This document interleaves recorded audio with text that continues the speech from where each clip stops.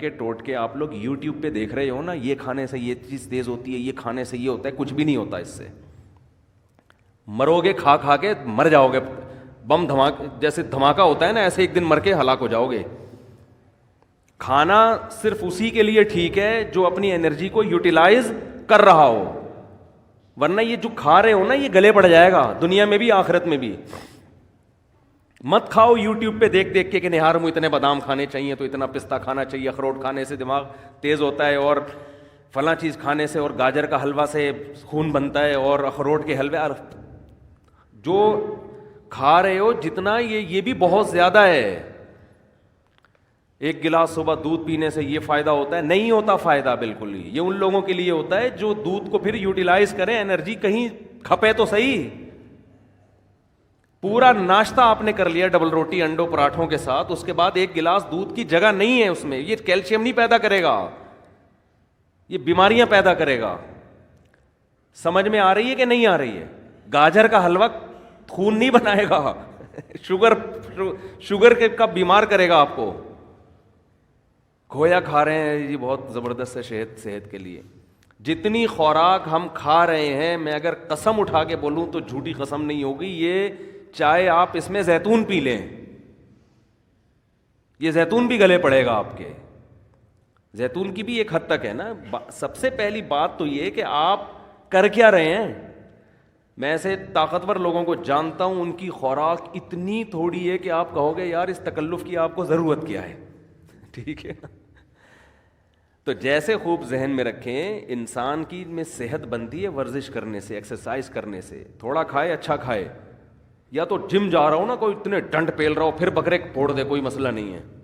اتنا زیادہ ایکسرسائز کر رہا ہو جیسے یہ جم والے کر رہے ہوتے ہیں، پھر بکرے کھا لیں، کوئی اپنے خرچے پہ اگر کھا رہے ہیں. لیکن آپ کے لیے بکرے کا گوشت، مچھلی، دودھ، مکھن اور وٹامن ڈی کے لیے اور پتہ نہیں کیا کیا لے رہے ہیں، یہ کوئی اس سے اور مرو گے، برباد ہو جاؤ گے، اس کا کوئی فائدہ نہیں ہے.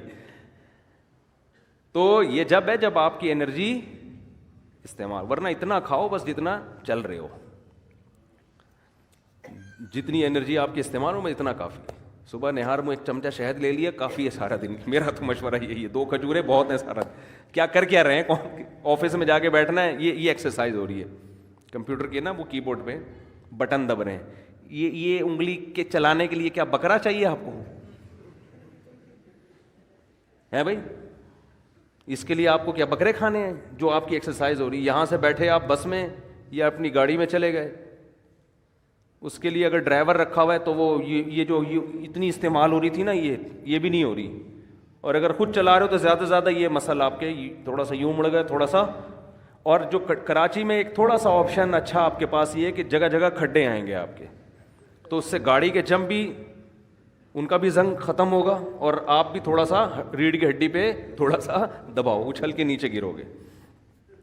بھائی یہ ایکسرسائز ہو رہی ہے، تو اس کے لیے نہ پروٹین کی ضرورت ہے آپ کو، نہ کوئی آپ کو کارب کی ضرورت ہے. اس کے لیے آپ کو روزے رکھنے کی ضرورت ہے. سمجھ رہے ہیں؟ کثرت سے روزے رکھ کے فٹ فاٹ رہیں گے آپ. خیر یہ تو الگ. تو اسی میں یہ بھی ذہن میں جو اہم بات بتانا چاہ رہا تھا میں، کہ دماغ جو ذہین بنتا ہے استعمال کرنے سے بنتا ہے. بادام دوسرے درجے کی چیز ہے. جو آدمی بادام نہ کھائے لیکن دماغ سے سوچتا ہے، اس کا دماغ بادام کھائے بغیر زیادہ تیز ہوگا. دیکھو جو مزدور لوگ ہوتے ہیں، یہ بوریاں اٹھاتے ہیں نا اپنی کمر پہ بڑی بڑی، ان کی کمر مضبوط ہوتی ہے کہ نہیں ہوتی؟ کیا یہ بکرے کھاتے ہیں؟ کیا یہ انڈے پھوڑتے ہیں؟ میں نے تو مزدوروں کی خوراک دیکھی ہے، سادہ سوکھی روٹی پانی کے ساتھ کھا رہے ہوں گے. وجہ کیا ہے کہ کمر وزن اٹھانے میں استعمال ہونے کی وجہ سے ان کی کمر بکرا کھائے بغیر بھی زیادہ مضبوط ہے. اور آپ روزانہ نہار منہ 2 انڈے پھوڑ رہے ہیں، پراٹھے پھوڑ رہے ہیں، پھر ڈائٹ پلان ڈاکٹر نے آپ کو ٹوپی ڈرامے کے کر کے دیا ہوا ہے ڈائٹ پلان نا، کہ آپ یہ کھائیں اور اتنے یہ آپ کی بہترین خوراک ہو گئی. اس کے بعد بھی حال دیکھو، حال تو دیکھو نا ہے کیا. نہ بازو سے وزن اٹھتا ہے، نہ کمر سے.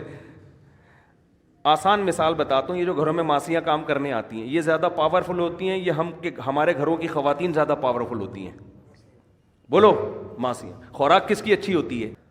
تو اسی طرح خوب سمجھ لیں 40 سال تک تو کھوپڑی کسی نہ کسی طریقے سے چلتی رہتی ہے. اس کے بعد اگر آپ دماغ استعمال نہیں کرتے تو دماغ سونا شروع ہو جاتا ہے آپ کا, کند ذہن ہونا بہت تیزی سے, پھر غائب دماغ پروفیسر نہیں ہوتے جیسے. تو اس میں زیادہ اس بات کی اہمیت ہے کہ آپ 40 45 50 سال کے بعد کوئی نئی زبان سیکھنا شروع کر دیں, استعمال کرنا شروع کر دیں, ورنہ تھوڑے دنوں میں آپ یہاں سے کیا ہو جاؤ گے, خالی. تبھی ہم نے علماء کو دیکھا ہے وہ بڑھاپے میں بھی صحیح دماغ ہوتا ہے ان کا. وجہ کیا ہے؟ ہمارے شیخ حضرت مفتی رشید احمد صاحب رحمہ اللہ تعالیٰ 78 سال کی عمر, بالکل صحیح دماغ. وجہ کیا ہے؟ روزانہ استعمال ہو رہا ہے نا, فقہی مسائل میں غور کر رہے ہیں, دلائل کا تجزیہ کر رہے ہیں, تو وہ تجزیہ کر کر کے مسائل میں غور کر کر کے روزانہ مسائل آ رہے ہیں, ان پہ ریسرچ کا کام ہو رہا ہے, تو ان کا دماغ فٹ فاٹ رہتا ہے بالکل. یہ موضوع سے ہٹ کے ذرا بات آ گئی, لیکن اب ہم دوبارہ موضوع کی طرف آتے ہیں. تو میں عرض یہ کر رہا تھا آپ سے کہ کھوپڑی استعمال کیا کریں, صحیح ہے نا. کھوپڑی ایسی استعمال ہوگی, کوئی چیز سیکھیں, کوئی تجزیہ کرنا, کہ کتاب لکھنے سے بہت فائدہ ہوتا ہے انسان کو, لیکن خامخواہ کی کتابیں نہ لکھیں فضول بھرمار, کوئی تحقیقی کتاب جس میں آپ کی کھوپڑی استعمال ہو.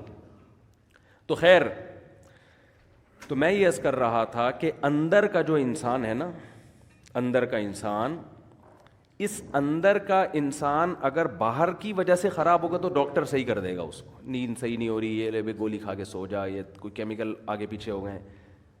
لیکن اگر اس کی باہر کی وجہ سے نہیں ہے, یہ اندر ہی کا فالٹ ہے, تو یہ نفسیاتی ڈاکٹروں کا کام نہیں ہے. یہ کس کا کام ہے؟ پیغمبروں کا. اور جو پیغمبروں کے جانے کے بعد جو پیغمبروں کے وارث ہیں, جو پیغمبروں کو فالو کرتے ہیں, وہ صرف علماء ہیں, اس کے علاوہ کوئی بھی نہیں ہے. وہ عالم جو باعمل ہو, وہ عالم جس کے پاس صحیح علم ہو, اس کے علاوہ اندر کے انسان کو ٹھیک کرنا کسی کے بس میں نہیں ہے. اور ایسے عالم جو باعمل بھی ہوں اور علم بھی ہو اور تجربہ بھی ہو, ان کو بزرگ کہا جاتا ہے ہماری اصطلاح میں. سمجھ میں نہیں آتی بات؟ تو ہم یوں بھی کہہ سکتے ہیں کہ اندر کا آدمی بزرگوں کی بغیر ٹھیک نہیں ہو سکتا.